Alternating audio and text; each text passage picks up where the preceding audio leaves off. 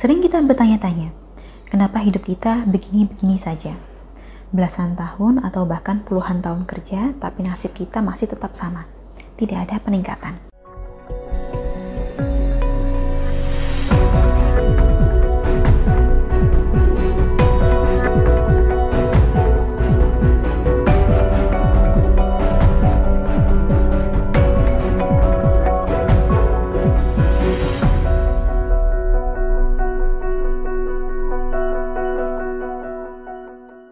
Salam Rahayu, dengan saya Dewi Sundari seperti biasa. Apa kabar Anda?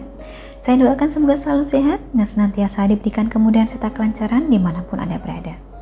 Sering kita bertanya-tanya, kenapa hidup kita begini-begini saja? Belasan tahun atau bahkan puluhan tahun kerja, tapi nasib kita masih tetap sama. Tidak ada peningkatan. Sementara di sisi lain, ada orang yang hidupnya terlihat sangat mudah.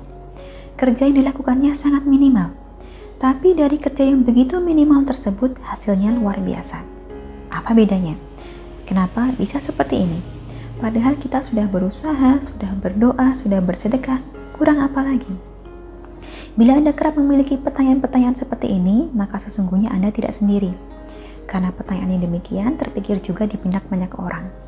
Susahnya adalah ketika terjebak di satu titik, orang cenderung berpikir jangan-jangan ada yang benci pada kita. Sehingga orang yang benci itu mengirimkan guna-guna. Rezeki kita ditutup dan kita tidak akan pernah bisa kaya. Banyak dari Anda mungkin pernah berpikir ke arah sana. Memang akan jauh lebih mudah kalau kita bisa menyalahkan orang lain atas situasi kita saat ini, atas sesuatu yang tidak bisa kita lakukan. Tapi jika kita terus-menerus berpikiran seperti itu, kapan habisnya? Kapan selesainya? Kita terus-menerus berprasangka buruk dan menyalahkan kesuksesan orang lain, padahal di dalam diri kita masih ada banyak hal yang perlu diperbaiki. Rezeki memang harus dicari, tetapi orang sering tidak sadar bahwa ada beberapa hal dan kebiasaan yang menjadikan rezeki enggan untuk mendekat. Termasuk yang pertama adalah kebiasaan mengeluh. Terlalu banyak mengeluh adalah salah satu kebiasaan yang bisa menghambat rezeki. Selalu tidak puas, selalu menggerutu, seperti tidak mensyukuri apa yang sudah dimiliki. Padahal, kalau kita tidak menyukai kondisi kita saat ini, yang perlu kita lakukan adalah membuat perubahan. Bukan sekedar mengeluh saja, karena keluhan kosong tidaklah menghasilkan apa-apa. Kebiasaan buruk kedua adalah terlalu materialistis. Mengukur segalanya dengan uang. Memandang rendah orang lain hanya karena mereka kurang beruntung secara finansial. Mengagung-agungkan orang kaya hanya karena mereka lebih berduit saja. Padahal adalah tugas kita untuk memuliakan orang yang kurang mampu dengan cara bersedekah. Kebiasaan menolak rezeki berikutnya adalah memakan makanan haram. Dalam hal ini yang dimaksud bukan sekedar daging babi, bangkai, atau darah, melainkan juga makanan-makanan yang dihasilkan dari rezeki yang tidak halal, korupsi, mencuri, dan lain sebagainya. Kemudian yang keempat, terlalu fokus pada dunia, sehingga lupa mendekatkan diri kepada Sang Pencipta. Kebiasaan buruk kelima adalah tidak menjaga badan. Padahal badan atau raga kita adalah modal untuk mencari rezeki. Tetapi kita kadang tidak sayang pada badan ini. Olahraga, malas. Makan sehat, tidak mau. Merokok setiap hari.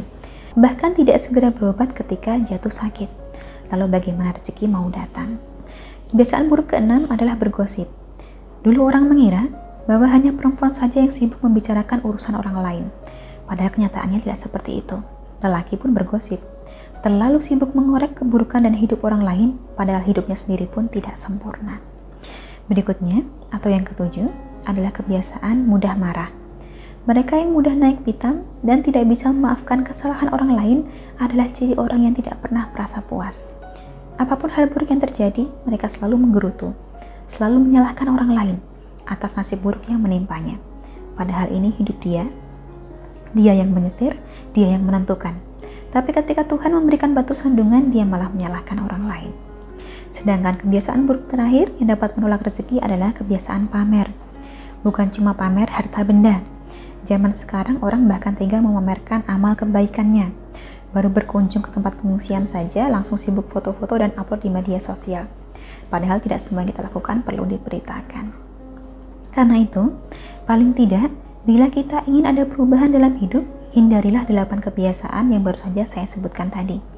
Bukan hanya karena tidak baik bagi Anda, tetapi juga berpotensi menyumbat rezeki Anda sendiri. Banyak-banyaklah bersyukur.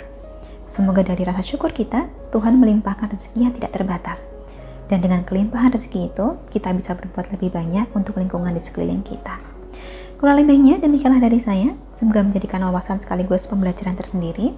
Terima kasih banyak telah menyaksikan. Sampai jumpa di kesempatan selanjutnya, dan salam rahayu.